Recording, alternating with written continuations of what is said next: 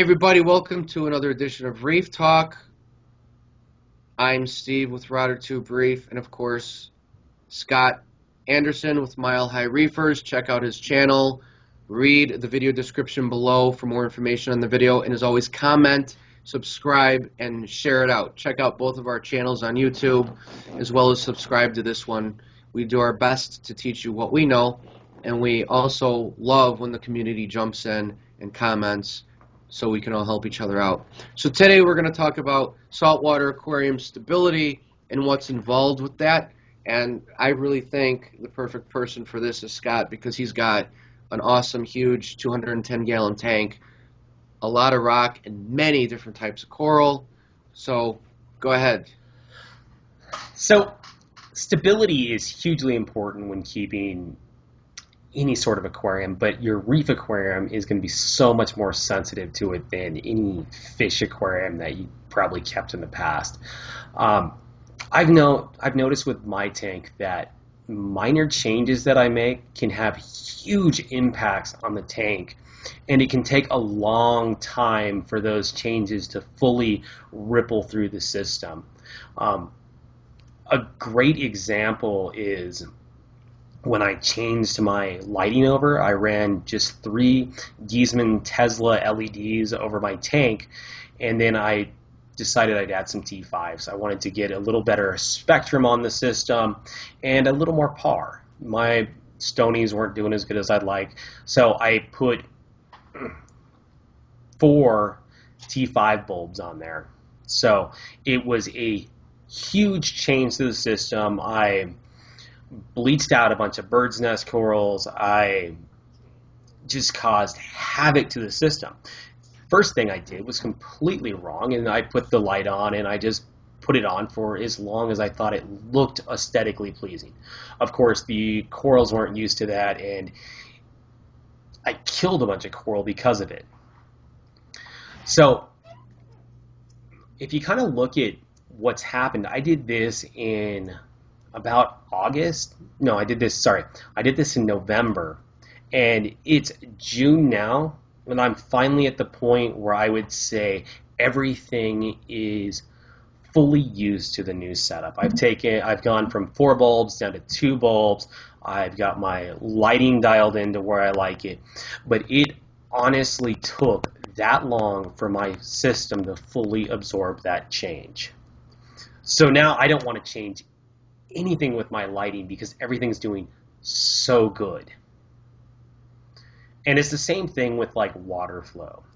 I've noticed that like small changes in my pump positioning, it makes huge differences on how the tank and the corals do. And I've seen this with other reefers too. If you saw my video where my pump fell off and kind of decimated the tank, well, I had to change the way my pump was hung and its location and all that. It took 2 weeks for that little thing there to ripple its way through the system. So small things can have a dramatic effect on how the tank functions. Steve, have you noticed any of that kind of stuff with your system? Yeah, mainly, placement of the corals and water flow, like you said. I've got the 2 Vortec MP40s, one on each side of my 125-gallon, 6-foot-long tank. And I see it with the water flow patterns when I change it, or, of course, placement of the coral is huge, as everybody knows. Nitrates get a little higher, calcium gets lower. The biggest thing I've seen is the salinity level. There was a time where I like to keep my salinity at 1.024. I'm gonna raise that a little bit. It dropped. I think I forgot to put a certain amount of salt in when I was mixing, because I make my own salt at home, as a lot of us do. It was down to 1.018, and I don't check the salinity that often. And I just thought, let me just check everything this one weekend, and it was down to 1.018, and that explained why my corals weren't doing that well. And I don't have coral like Scott. I've got frog spawn, which I love. It's my favorite. Hammer coral, star polyps, which looks like the grass that's flowing on the rock. And I've got Duncan coral. That's really all I've got. But they were looking a little withered, a little decrepit, you know. They weren't, the Duncans weren't, hey, wide open, look at me, I'm flowing, I'm really nice. They were all like, eh, like witch fingers, you know. Um, I raised the salinity over the course of a week, and it was great. So I'd say salinity is the biggest for me. I use LED lighting, the strip on top of my tank by Orbit Marine. I absolutely love it because that's where I cut corners. I don't have the money, and I don't want to spend the money on really expensive lighting. That might sound bad, but I just don't have the money, and I don't want to spend it. I'd rather spend it on filtration. Plus, since I don't have the amount of coral that Scott does, I don't really need better lighting, if that makes sense. Like if you had just like an all fish aquarium, you know, you don't have to worry too much about the lighting. But you know, my system is more basic, I think. I know. So, but yeah, I would say it's for me the salinity. Speaking of that, I don't have, you know, automatic top off units or dosing pumps or anything like that. I don't dose anything in my water. I just do a weekly water change, which is enough to bring the levels up to where they want to be. Freshens the water a bit, removes the excess waste because I vacuum the sand, and it brings the calcium levels up and everything. And once your system is stable, I don't know, what's the average time for a stable system? It depends. What would you say, like a year is pretty good? Yeah, 6 months to a year. I 6 months mean, to a year, yeah. At that point, it's mature and it kind of maintains itself with proper water changes. But now a good point is Scott's corals. What's the one that requires crazy amounts of calcium? What do you have? so I got Montiporas, Acroporas. My clams use The crazy clams, yeah. calcium. So you've Uh, got to dose your tank with extra right. calcium. If I So need calcium, I'll just pour a quarter cup of calcium crystals in with my water mix that I make once a week. But how do you dose for extra calcium? So you make a great point. The water chemistry needs to be as stable as you can make it. So for my system, I'm using a calcium reactor. There are several ways you can do it. You can use the two-part balling method that's very popular. For me, I went with a calcium reactor just because it was cool and I thought it was the most effective way to go. I'm actually going to be upgrading that soon to one that I bought. But calcium reactors are a little weird in that they do a better job at like maintaining levels, which is actually what we're looking for. So it doesn't do a very good at like adjusting it. When I first put the calcium reactor on the tank, I kind of wanted to see what it would do. So when I first put it on, it brought the alkalinity up, but the calcium stayed just the same. I had to dose calcium to level everything out. I don't know why it works that way, but that's kind of how they work. And I really like the calcium reactors because they stabilize a system like that. The one thing that I do with my calcium reactor is I kind of let it do what it wants to do as long as I'm within what are kind of like healthy calcium and alkalinity ranges. If I'm in that 425 to let's call it 485 range, and my alkalinity is kind of like 8 to even 11. I've ran my alkalinity pretty high. But really, I just want it stable. I'm less worried about hitting a number and more worried that it just kind of holds that number. Because if the system's doing well with the numbers I have, I just kind of want to leave it at that, right? If I'm getting good coral growth, everything looks good. I don't want to make changes just because I'm trying to nail a number, right? I don't want to say my alkalinity has to be 9 and my calcium has to be 450 and start changing numbers and start dosing to hit that, right? I want to go with what's actually working really well, and I also want to do what's easy, right? Because if it's easy, I'm more likely to sustain it. So there are many ways to do it, and that's the way I've chosen to do it. But really, the more stable your water quality is, the better luck you're going to have with coral. So I'm big on carbon dosing to keep the nitrates low. I have a big tank. My total water quantity is probably about 450 gallons when you look at the sump and the frag tanks and all of that. So water changes become difficult for me because a 10% water change is 45 gallons. So I've really designed my system to do a good job maintaining water quality without doing a lot in the way of water changes. The other thing is water changes also affect your stability on your system, right? Because you are putting different water chemistry in. And I'm big on just leaving it stable. I want, as long as my nitrates are low, my phosphates are low, and my mineral chemistry is where I want it, I'm not seeing a lot of reason to do water changes. So I try to let testing drive my changes. That's a really good point. And that's something I've been thinking about more often because I do them weekly. It's not necessary. Some people do them every 2 weeks.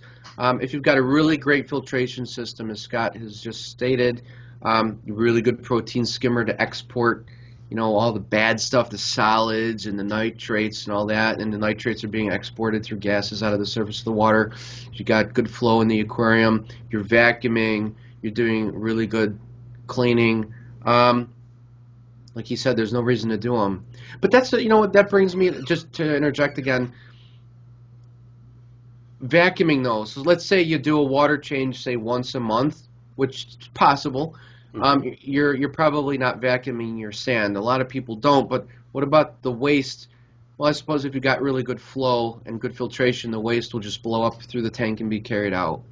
Yeah, so the display never gets vacuumed. The way it's set up in the display, I never have algae problems. I don't need it, right?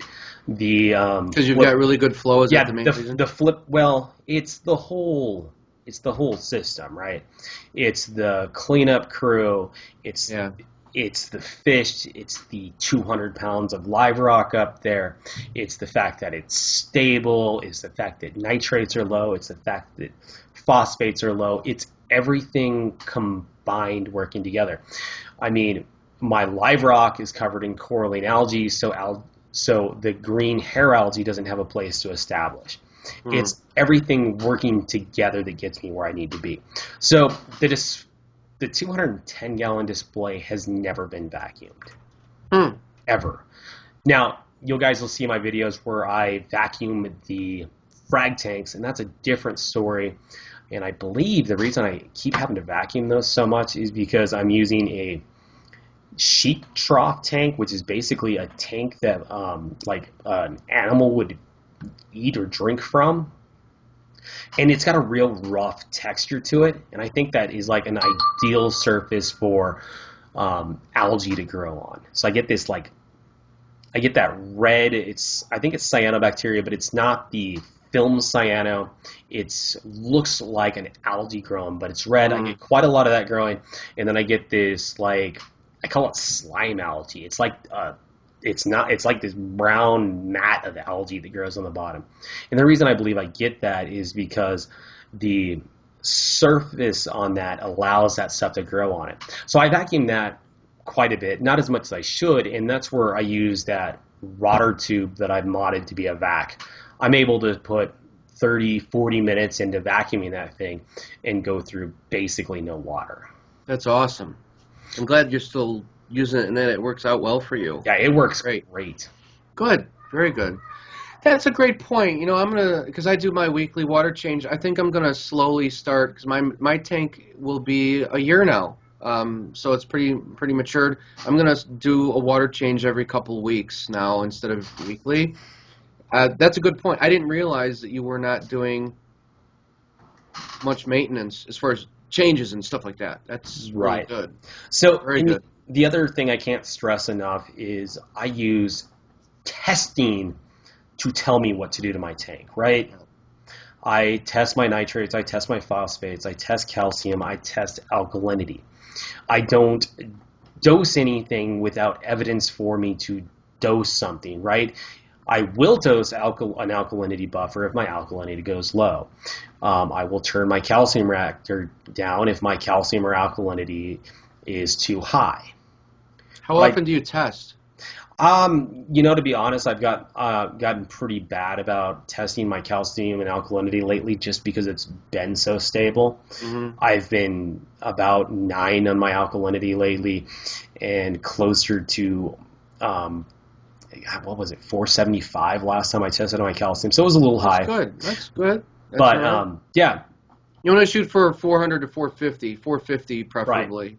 But it's all about that stability, right? I mean, as my system's matured and everything's nailed down, I can probably test less. I've also got a pretty good eye in the tank. I notice when something's going wrong. My first thing I do when I see something going wrong in the tank is I test. I want to know what's going on.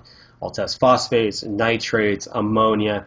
I know so many people will say that there's no reason to test for ammonia. Ammonia should never be in your tank, but I test for it because if it is, something's gone majorly wrong. Mm, I've never seen it in my big display, but I'm a big fan of testing ammonia at least once in a while just to make sure that it's not in there because it's just so deadly. right. And when And if when I see something big happen, that's really when I start worrying about ammonia.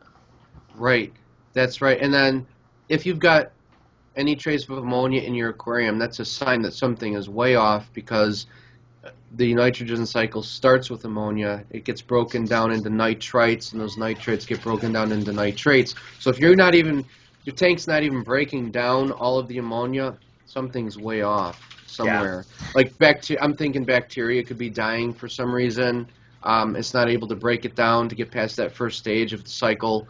So that's a good point. With that, um, I picked up, as you saw, I did a video on the Seachum ammonia badge. That's one of the best things ever that I bought, and I don't get paid to say that because we buy all our stuff, but um, it's great because it's just a little tiny wafer that's got a color wheel on it, and you suction cup it inside your aquarium. You just walk past and you see what color it is. The color dictates how much ammonia is in your tank. You always want it to be a bright yellow. Mine always is. It's great. So it's like you walk past it, you look at it, it's done. You don't have to mix it up. Big deal. It takes like 5 minutes to do an ammonia test, but it's something you don't have to do because if it's something you have to do, you may not want to do it. It's like, I'll do it tomorrow, and tomorrow might not come. So get yourself one of those Seachum ammonia badges because that's a great point. You should check that and not take it for granted that something's wrong. And also, a lot of you may have heard that corals are a big sign to tell you when something's wrong in your tank. Yeah. And because you've got so many different types of coral, that's a really good way for you to meter your aquarium. I just have frog spawn and star polyps.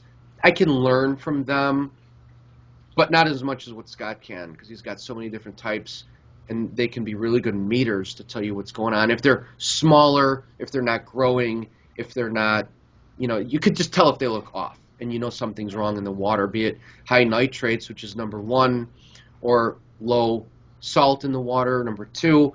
Maybe it's temperature, it's stuff, but you'll get to know this as you keep your corals.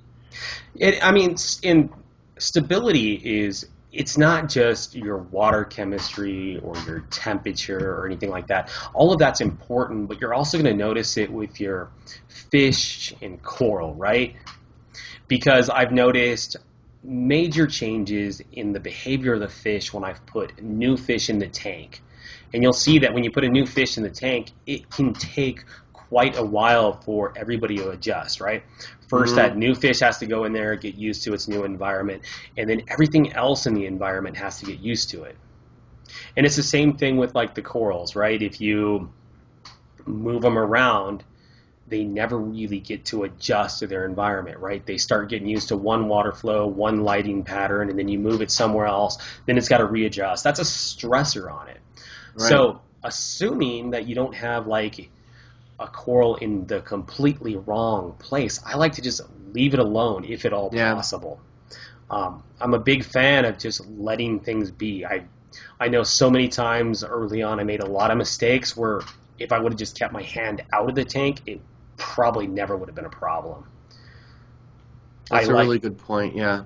I mean, and I've noticed that with like my tangs, right? I have a purple tang and a blue tang living together. They have their own little bond, right? When I put the coal tang and the flamingi in, everything changes.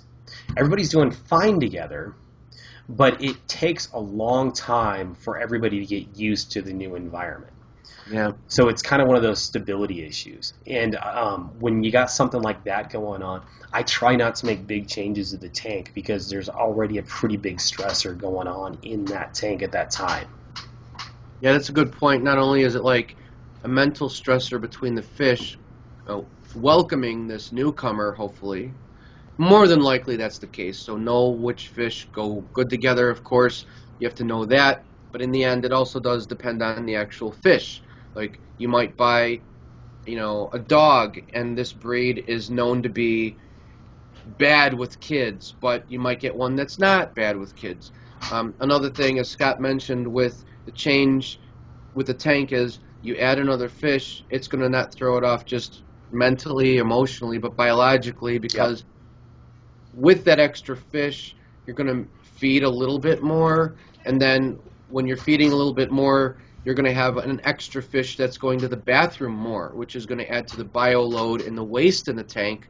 So then your bacteria has to work a little harder, and it's a whole little process. That's why another reason newcomers to the hobby, their fish will die. They throw them all in at once. They don't want to put any time between the fish additions, and it shocks the system, and the system isn't built up enough to break that stuff down, and then fish die. So, because they get poisoned to death. Yeah. So that's a good point too. It's not only just the emotional on the fish, it's the bio load as well. Yeah, and a lot of times I'll get questions. It's like, I just bought this new coral, or I just bought this new fish, and something's not right with it. And people are freaking out and they want to know what to do. A lot of times, your best answer is not to do anything. Just let it settle in, let it get used to its new environment. Don't make any big changes, right? Because I fell into that trap when I was new. Well, I put this new coral in, and it wasn't doing good where I put it, so I changed the water flow. Well, everything else was fine, so I changed my water flow, and now the whole damn tank's stressed out. Right. And you start to do so many changes, you're not sure which variable you changed that might have Right. impacted another variable. Of course, you have to go into it knowing, it's like common sense. You do your research. Like, you don't want to have a coral right in front of a, power head, and it's getting blasted to death. Well, maybe I'll just leave it there. Maybe things will be fine.